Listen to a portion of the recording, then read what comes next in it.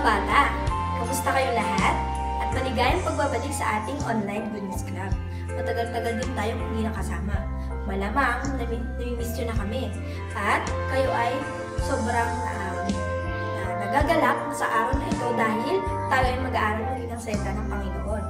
Pero bago ang lahat, dahil kami nami-miss na rin namin kayo, ngayon kami ay naghanda ng napakagandang istorya. Ganyan din ang napagandang awitin para sa Panginoon at memory verse. Kaya sana magkaroon kayo ng masayang puso at tandaan natin na lahat ng ginagawa natin ay para sa Panginoon. Pero bago lahat, may sasabihin muna ako sa inyo. Malamang sa mga oras na ito na tayo ay naka-quarantine or naka-lockdown, malamang iba sa inyo, sobrang nabuboring na. Gusto na lumabas dahil gusto na nilang makasama yung or makalaro yung kanilang mga kaibigan.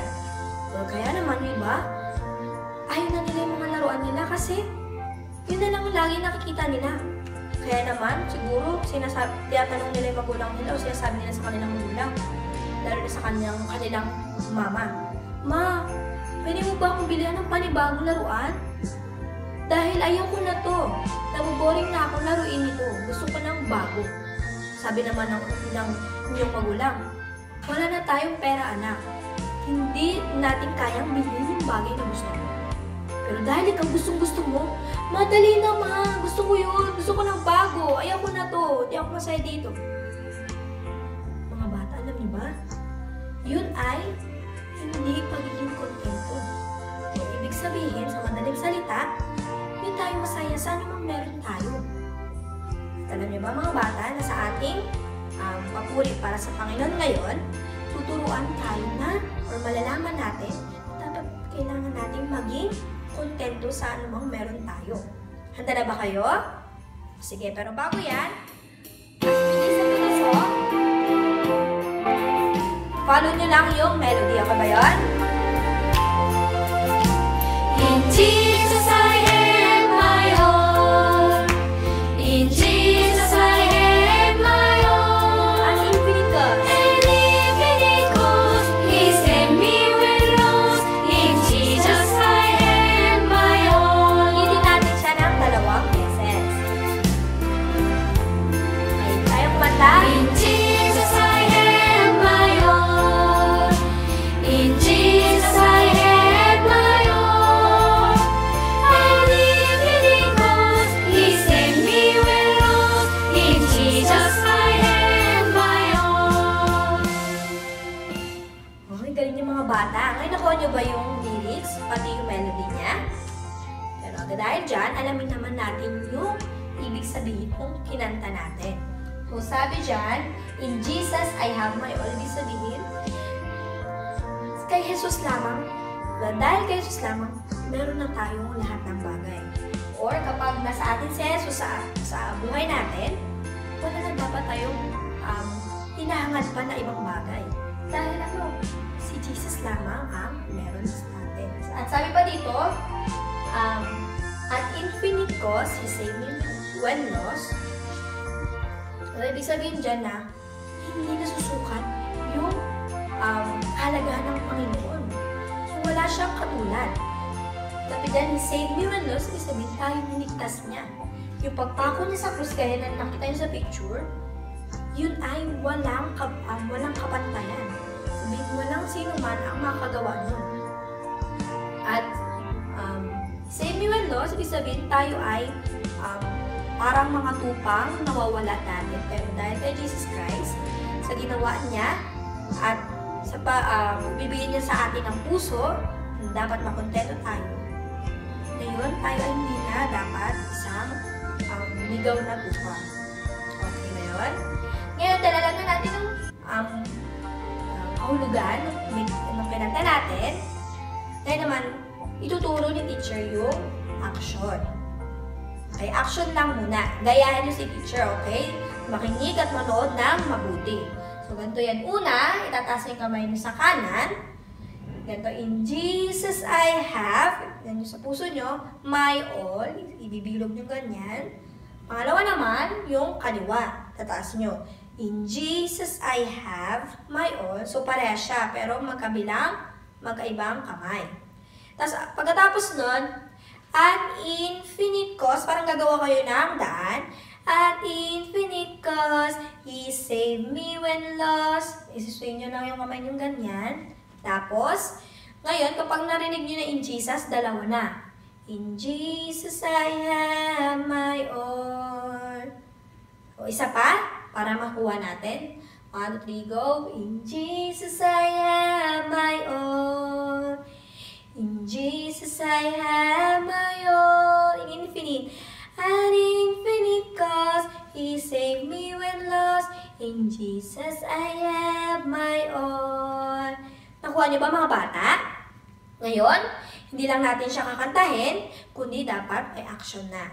Okay? Ready na ba kayo? Go!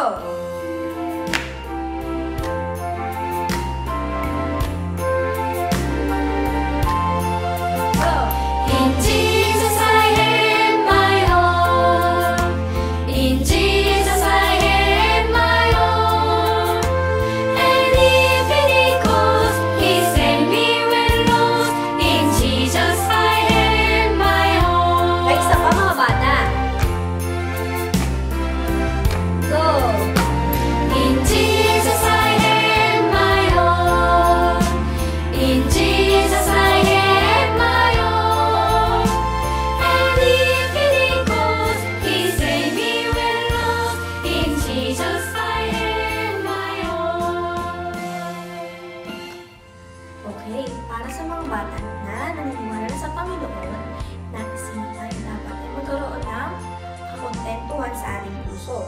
O dapat maging masaya tayo sa anumang meron tayo. Lalo na, maging masaya tayo dahil sa atin ang Panginoon.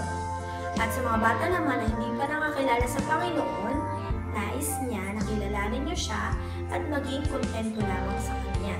Dahil siya lamang ang meron tayo.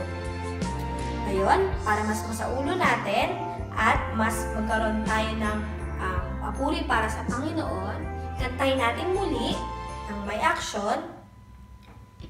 Okay ba yun?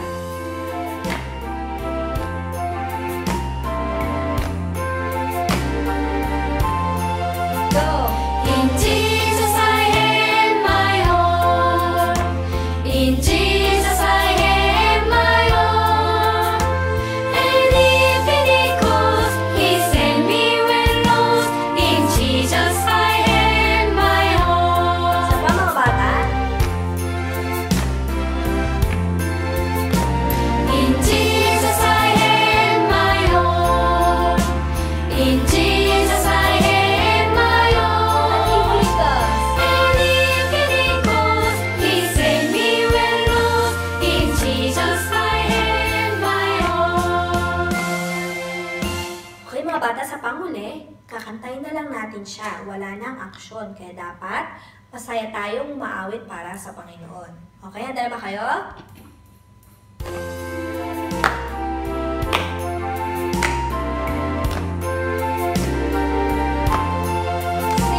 In Jesus I have my all. In Jesus I have my all. And infinite cause, He saved me when lost. In Jesus I have my all. Sa mga in Jesus I have my all. In Jesus I have my all. And infinite cause, He saved me when lost. In Jesus I have my all.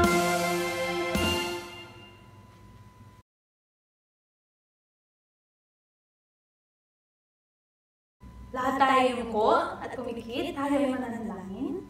Panginoon, maraming salamat po sa araw na ito na binigay niyo sa amin, na muli kami ay makikinig at mag-aaral ng inyong salita. Tulungan niyo po si teacher na magtuturo sa amin, bigyan niyo po siya ng talino, Panginoon, at gamitin niyo po siya para kami ay matuto ng inyong salita. Tulungan niyo din po kami, Panginoon, at sa mga bata na nakikinig ngayon, na kami po ay makinig ng mabuti, at higit sa lahat, may isabuhay po namin kung ano po yung matututunan namin ngayong araw na ito. Maraming salamat po muli binibigay po namin sa inyo lahat ng papuri at pagsamba. Ito po ang aming samot dalangin sa pangalan ni Jesus. Amen. Mga bata, mahilig ba kayong umattend ng mga parties? Lalo na kapag birthday party. Hindi ba masaya?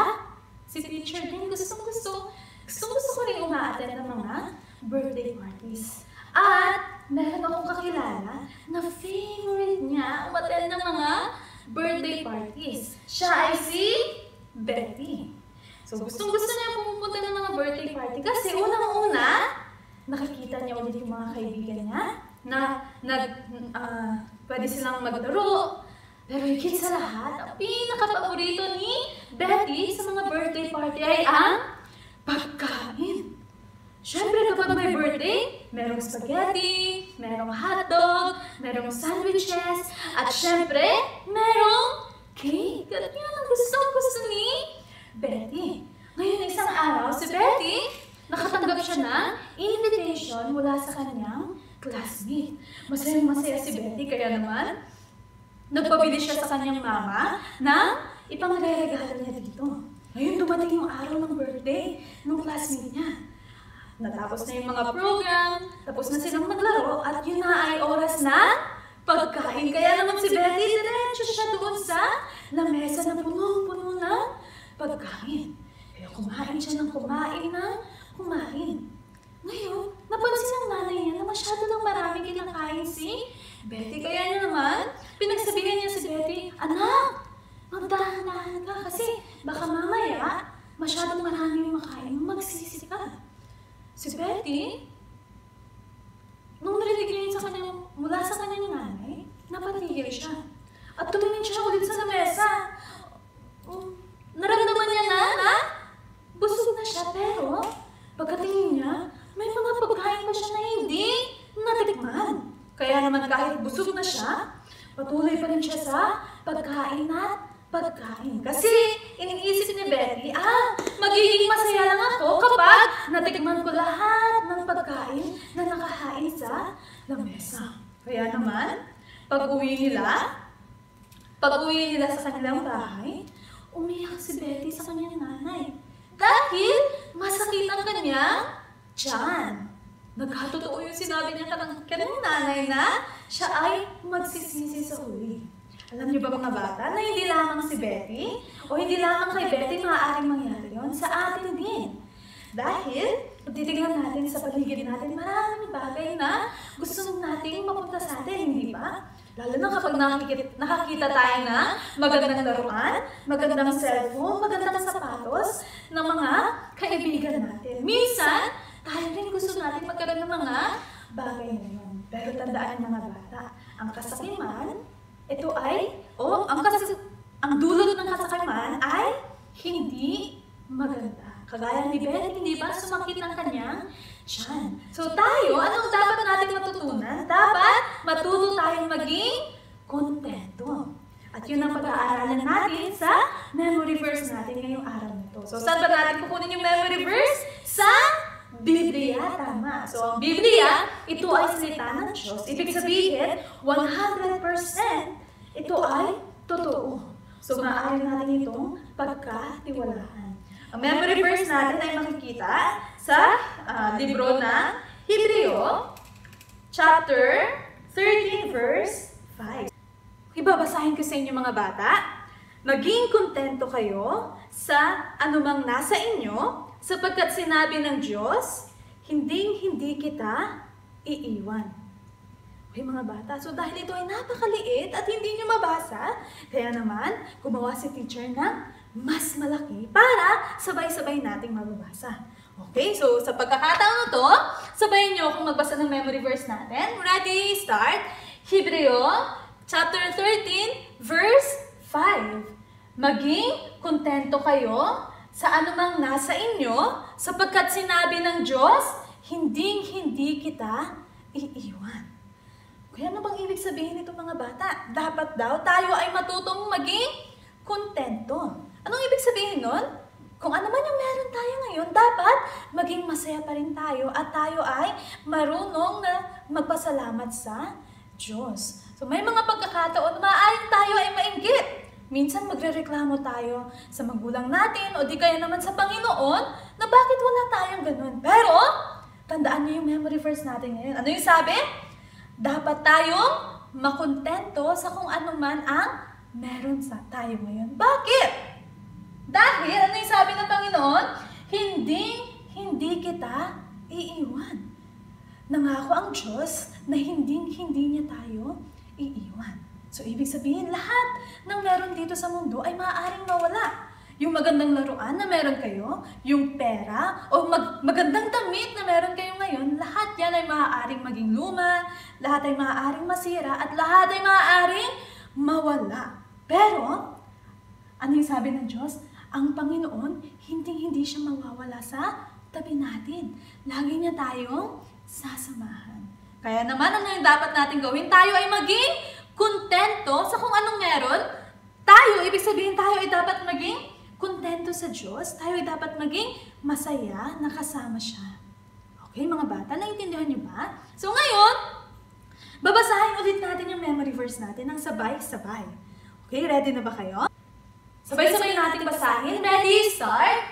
Hebreo chapter 13, verse 5. Maging kontento kayo sa anumang nasa inyo, sapagkat sinabi ng Diyos, hindi kita iiwan.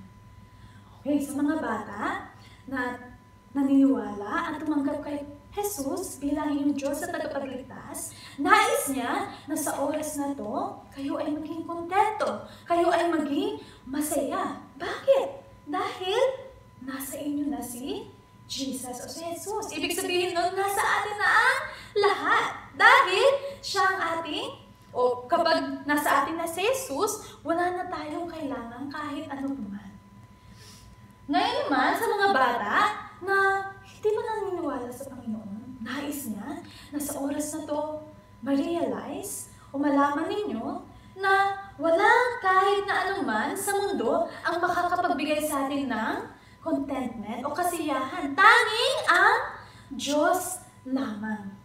Kaya naman sa mga bata na naniniwala na ang kasiyahan natin ay makikita sa Diyos, sabay-sabay nating babasahin yung memory verse. Okay, handa na ba kayo? Ready, start! Hebreo chapter 13, verse 5. Makontento kayo sa anumang nasa inyo, sapagkat sinabi ng Diyos, hindi kita iiwan. Very good, mga bata. So ngayon, sa pagkakataon na to, babasahin ulit natin. Pero, babasahin natin siya na malakas. Sobrang lakas na dapat, pati yung kapitbahay, yung kamag-anak, yung kaibigan natin, maririnig rin yun. Para naman, pag narinig na yung salita ng Diyos, sila rin ay maniniwala kay Jesus. Okay. Ready na ba kayo? Basahin natin na malakas. Ready, start! Hebreo chapter 13, verse 5. Makontento kayo sa anumang nasa inyo, sapagkat sinabi ng Diyos, hindi kita iiwan. Wow, napakagaling yung mga bata. Sigurado ako na dahil malakas yung binasa yung memory verse natin, may mga nakarinig at sila ay maaaring maniwala kay Jesus. Ngayon naman, sa pagkakataon na to, babasahin natin na sobrang hina. Sobrang hina na dapat walang makakarinig. Maliwanag ba yun? Sige, sabay-sabay natin basahin. Ready, go!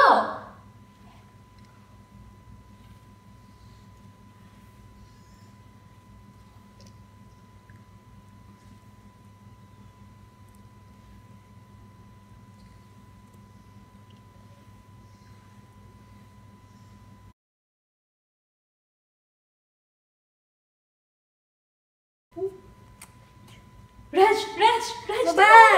may bago akong cellphone, iPhone kamot mo. Kasi di ba nung nakaraan birthday ko, niregalo ni mama ko. Tignan mo, ang ganda niya kamot.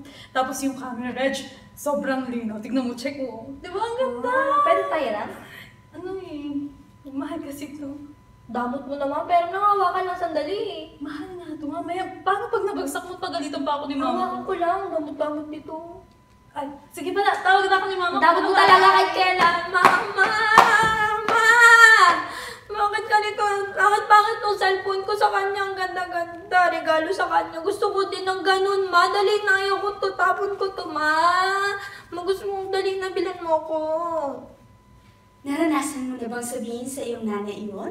O kaya naman sa iyong mga magulang? Minsan, na kahit meron na lahat sa atin, meron pa rin tayong isang bagay na gustong-gusto natin makuha.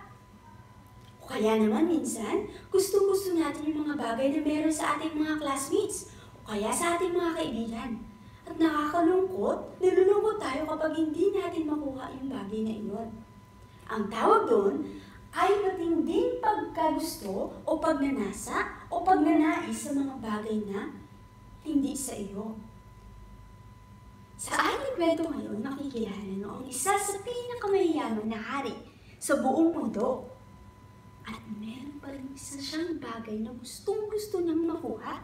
Tingnan natin kung ano yun sa ating istorya ngayon. Ang pangalan ng hari ngayon ay si Hari Ahab. Hari Ahab ay mayaman. Lahat ng bagay na gusto niya ay nasa kanya na. Napakaganda ng kanyang mga kasuotan. May kita na ng napakagandang suot niyang korona. Meron siyang mga maraming alipin, maraming kabayo, maraming ginto, at meron din siyang maraming pag-aari na lupain. Ngunit, katabi ng kanyang palasyo, habang siya ay nilalakad, nakita niya ang kanyang mga kayamanan. Nakita niya ang pag-aari niya na lupa. Pero sa kanyang katabing palasyo, meron siya nakita isang lupain na mayroong magaganda at masasarap na prutas na ubas. At itong lupain ito ay pinagmamayarian. At itong lupain ito, ang may-ari nito ay si Nabot. Ito ay nakuha niya sa kanyang mga magulang at sa mga magulang ng kanyang magulang. Ito ay bigay sa kanya. Kaya naman ito ay pinaka-importante sa kanya. Ngunit isang araw, habang nagtatanim sinabot sa kanyang lupain, pumunta doon si Hari Ahab. Ano kaya ang ginawa niya doon? Kinausap niya si Nabot. At sinabi, Nabot, gusto ko rin makuha ang lupain nito. Dahil malapit ito sa aking palasyo, gusto ko rin itong gawing mga pananim ng mga gulay. Kaya naman, kung ayaw ibigay sa akin, bibilihin ko to kahit gaano pa man kamahal ang lupain ito. Maaaring naghihintay ng sagot si Hari Ahab kay Nabot. Magandang sagot na pumayag siya. Pero alam niyo ba kung anong sagot ni Nabot? Naku, mahal na hari, hindi ko po ibibigay sa inyo ang lupain ito. Sapagkat ito ay bigay sa akin ng aking mga ninuno. Bigay ito sa akin ng pinakamamahal ko, Ama. At ang sabi sa batas ng Panginoon, hindi ko ito pwedeng ibenta.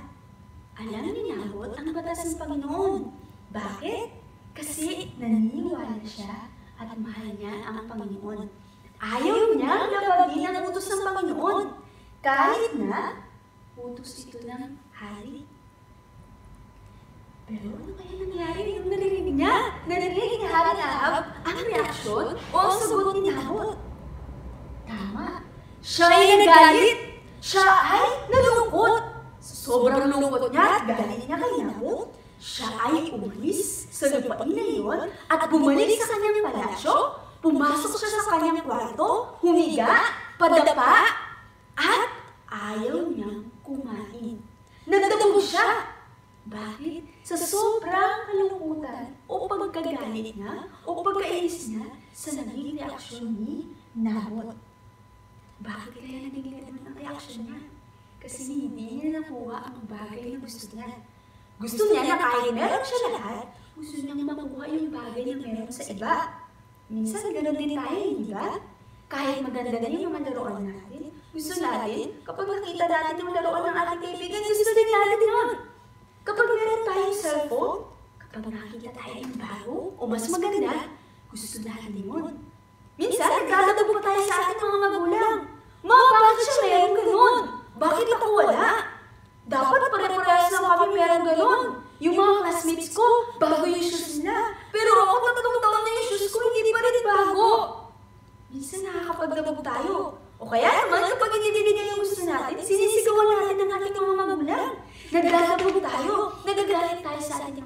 magulang. Yung ibang bata, nagtatapon ng bagay. Ganun nila kagusto ang mga bagay na wala sa kanila. Bakit? Hindi sila kontento. Ang sabi sa Bible, dapat tayo makontento kung anong mga bagay na meron sa atin. Bakit? Ang sabi sa memory verse natin, naalala niyo ba? Maging kontento tayo sa kung anong meron sa atin. Bakit? Kasi ang Diyos ay laging nasa sa atin. At isa pang bagay, ang hindi pagkontento o pagkaroon ng sobrang gusto sa bagay na hindi sa iyo, ito ay kasalanan. Kapag ikaw ay nakapag-isip ng bagay na gusto mong makuha yun, merong mga bata na kinukuha ang bagay na yun kahit hindi sa kanila. Nakakapagnakaw sila o nakakapagsabi sila ng masama sa taong yun. Yun ay kasalanan. Ano ba ang kasalanan, mga bata? Ang kasalanan ay iniisip, sinasabi, ginagawa na ayaw ng Diyos. Maaaring akala mo kapag ginawa mo lang ang bagay na ito, ikaw na yung kasala. Pero sa harap ng Panginoon, kapag nag-isip ka ng masamang bagay sa kapwa mo, sa kaibigan mo, ikaw na ay nagkasala sa harap ng Panginoon. Ang sabi sa Romans 3:23, lahat daw tayo nagkasala. Bakit kaya? Nasa sinapupunan pa lang tayo ng ating mga magulang, tayo na yung makasalanan. Dahil tayo ay likas na makasalanan. At alam mo ba, merong kaparusahan ang kasalanan. Ang kaparusahan ng kasalanan ay kamatayan. O kaya naman, lalayo ka sa Panginoon ng walang hanggan. Hindi ka makakapunta sa langit. Bakit? Saan ba ang langit? Ano ba ang meron sa langit? Ang langit ay banal. Bakit? Kasi Panginoon ay banal. At ayaw niya ng kasalanan. Ayaw niya rin ng tao ay gumagawa ng kasalanan. Katulad na ng kasalanan kanina na, hindi pa pagkontento. May pagkain pero mas gusto mo mas masarap ng pagkain. Meron kang gamit pero gusto mo mas bago, mas maganda. Para mas kilala ka ng mga classmates mo bilang mayaman o kaya naman bilang sosyal. Pero ito ay kasalanan na ayaw ng Panginoon. Katulad ng ginawa ni King Ahab o kaya naman si Haring Ahab. Kaya naman, siya ay nagkulong sa kanyang kwarto. Pero ang kanyang asawa, ang pangalan ng kanyang asawa ay si Jezebel. Si Jezebel nakita niya, bakit kaya nagkukulong ang aking asawa sa kwarto niya? At ayaw niyang kumain. Nilapitan niya si Haring Ahab at tinanong niya, Mahal na Hari, ano yung ginagawa? Bakit napakalulungkot mo? Bakit ayaw mo kumain? At ang sagot sa kanya, maaaring nagpapaawa si Haring Ahab, sagot sa kanyang asawa, kasi naman yan sinakot. Ayaw niyang ibigay yung lupain niya sa akin. Ayaw niyang ipagbenta. Gusto ko naman gawin yung harden ng mga gulay. Gusto ko yun para sa akin din. Ako ang hari ng Israel pero hindi ko makuha iyon. Nung narinig yun ni Jezebel, siya ay nagulat. Ano? Si Nabot na nakatira sa Jezreel? Ayaw niyang ibigay ang lupain niya? Ganyan kaitrato na bilang isang hari ng Israel? Nagalit ngayon si Jezebel kay Nabot kasi yung gusto ni King Ahab ay hindi na ibigay. Nung ginawa niya, tumayo ka dyan! Kumain ka! Dahil kukunin ko yung lupain na yan para sa'yo. Ibibigay ko yun sa'yo. Maring nagtaka si King Ahab, paano niya yung kukuha? Pero, merong nagtanim si Jezebel na masamang plano para kay Nabot. Ano kaya yun? Dahil siya nagsulat para sa mga leader ng lugar na iyon. Sinulat niya ang utos na iyon at nilagay niya yung pangalan ng hari at nilagay niya ito ng marka. Noong unang panahon, kapag mayroong marka ng isang hari o kaya nakalagay doon yung pangalan ng hari na ito, ibig sabihin ito ay makapangyarihan na batas na ang sino man ang lumabag sa batas na ito, siya ay mamamatay. Ipapapatay siya ng hari. Kaya naman, nung nakita ng mga leader, yung utos ng hari ang nakasulat doon ay si Nabot ay patayin dahil siya ay nakagawa ng isang kasalanan. At ang kasalanan ito ay pag-aalipusta sa pangalan ng Panginoon at pangalan ng hari. Pero ito ay hindi totoo. Pero dahil yun ay sulat, yun ay batas, o inutos ng hari, dahil ginawa ng mga leader, tinawag ang mga tao, at dalawang lalaki ang sinabi ni Jezebel na mag-aakusa kay Nabot sa maling paratang na iyon. Kaya naman yung dalawa sinabi sa harap ng mga tao, itong si Nabot, siya ay nalipusta niya ang pangalan ng Panginoon.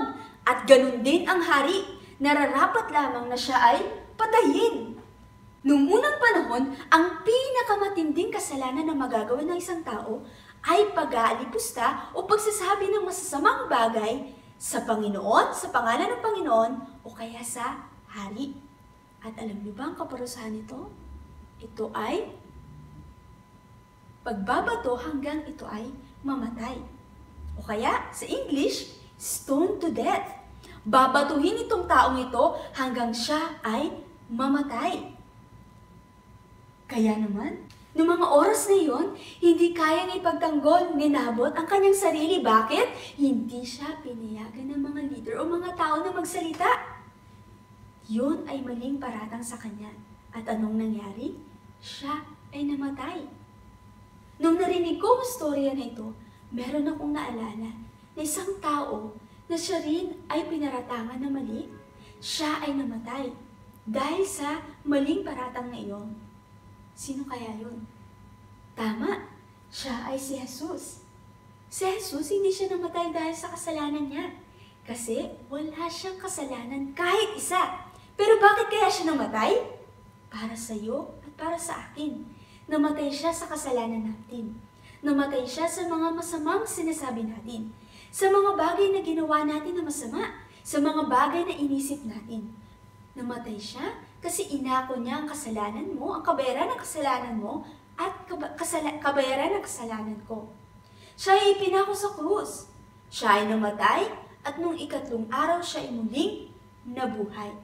Bakit kaya siya muling nabuhay? Yung mga tao hindi nila kaya muling mabuhay. Pero ang Diyos nabuhay siya. Bakit? Kasi siya ay Diyos. Siya ay tunay na makapangyarihan. Maraming Diyos nagawa sa bato. Maraming tao ang nagsasamba na gawa sa kahoy. O kaya gawa sa mga plastic. Ginagawa nilang Diyos yun. At hindi ito buhay. Ang Diyos na tunay na buhay ay si Jesus.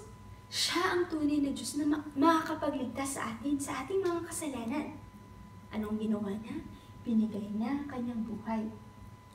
At kung sino ang susunod, kung sino ang sasamba at magtitiwala sa kanya bilang Panginoon na tagapagligtas, bibigyan niya ng buhay na walang hanggan. Kasi ang dugo na dumalay sa kanya sa cross, ito ay makakapaglinis sa ating kasalanan. Sabi sa Hebrews 9:22, kung walang pagdaloy ng dugo, walang paglilinis na ating mga kasalanan. Bakit siya ulit namatay? Hindi dahil sa kanyang kasalanan, kundi siya ay naparatangan katulad ni Nabot. Wala siyang nagawa para idepensahan ang kanyang sarili. At yung time na yun, nung namatay siya, ni-report o kaya sinabi ngayon ng mga leaders kay Jezebel na namatay na si Nabot. Kaya naman dali-dali pumunta si Jezebel kay Haring Ahab. At sinabi niya na pwede mo nang kunin ang lupain na yun. Sa'yo na iyon ngayon dahil patay na si Nabot.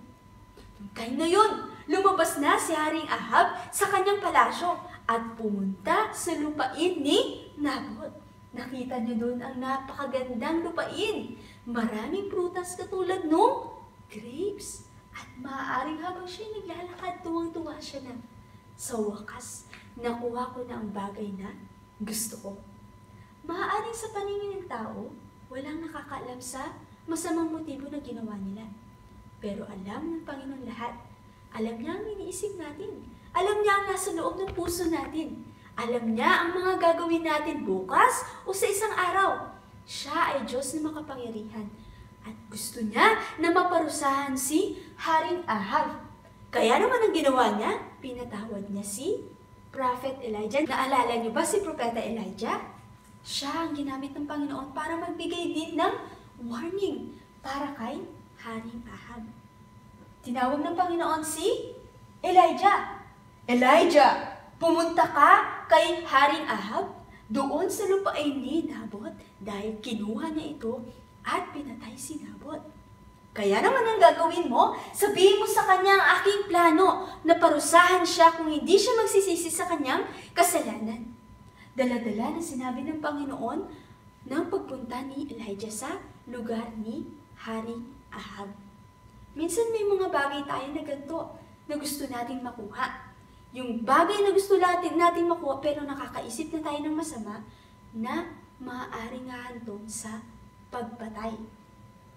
Kapag dumating ang time o kapag ikaw ay natitempt na magustuhan o kaya kapag ikaw ay nagsiselos na gustuhin yung mga bagay na meron sa iba, meron akong gustong ibigay sa iyo na 3 paraan para maiwasan ito, para maiwasan mong magkasala sa Panginoon.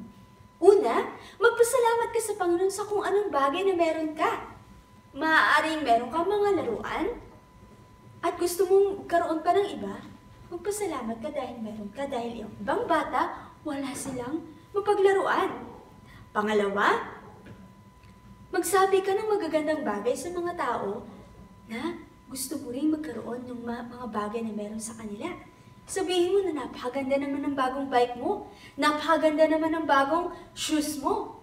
Sa ganung paraan, makukontento ka na meron pa rin ng bagay na meron sa iyo at magpapasalamat ka sa Panginoon.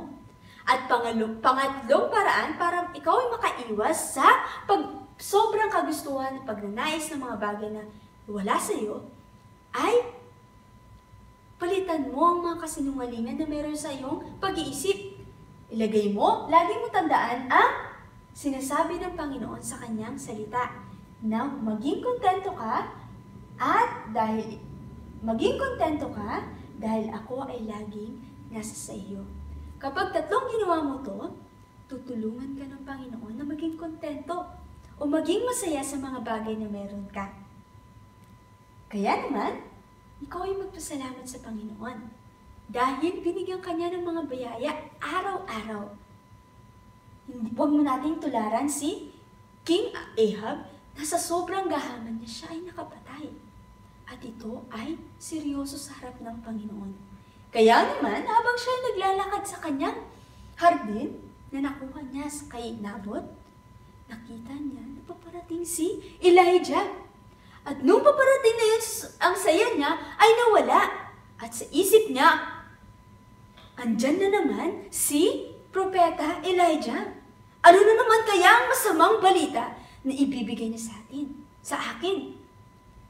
Pero nung nakita niya, aking kaaway, bakit ka nandito? Ang sabi ni Elijah sa kanya, nandito ako dahil meron ka na namang ginawang masamang bagay at gusto kang parusahan ng Panginoon. Kapag hindi ka magsisisi sa ginawa mo, paparusahan ka niya. Pati ang iyong mga anak-anakan. Lahat ng mga anak mo at ang kanilang mga anak ay paparusahan din ng Panginoon. At nung narinig ito ni Haring Ahab, siya ay nagsisi sa kanyang puso. Sinira niya ang kanyang damit at nagsuot siya ng sako. Ang pagsusuot ng sako noong unang panahon, ito ay palatandaan na sila ay humihingi ng tawad sa Panginoon. Humingi siya ng tawad sa Panginoon sa ginawa ng kasalanan. At dahil doon, pinatawad siya ng Panginoon. Hindi niya tinuloy ang parusa niya kay Haring Ahab at kay Jezebel, ngunit ito ay nagpatuloy dahil sa kanyang mga anak na gumawa ng masasamang bagay din. Kapag ikaw hindi kontento at hindi nagpapasalamat sa mga bagay na binigay sa iyo ng Panginoon, maaaring ikaw din ay mayon tulad o maging katulad ni Haring Ahab na ang kanyang selos, ang kanyang matinding pagkagusto sa mga bagay na wala sa kanya ay nauwi sa pagpatay o kaya pagnakaw. Kaya nais ng Panginoon maging kontento ka at maging masaya. Bakit? Sabi sa ating memory verse, ikaw ay kanyang laging kasama. At ibibigay niya ang iyong mga pangangailangan. Ang gusto niya magtiwala ka sa kanya. Magsisi ka sa iyong kasalanan kung ikaw man ay nainggit o nagselos sa iba. at tanggapin mo si Jesus bilang Panginoon at tagapagligtas mo. At ikaw ay magkakaroon ng buhay na walang hanggan kasama niya sa langit. Balang araw, makakasama mo ang Panginoon ng walang hanggan.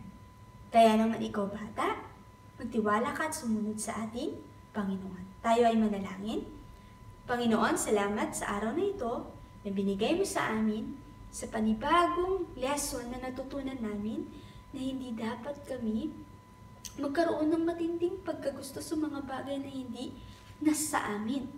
O dapat kami ay makontento lamang dahil ikaw ay nasa amin at binibigay mo ang aming mga pangangailangan. Tulungan mo kami, Panginoon, maging masaya sa kung anong meron sa amin at laging magpasalamat sa inyo. Sa pangalan ni Jesus, Amen.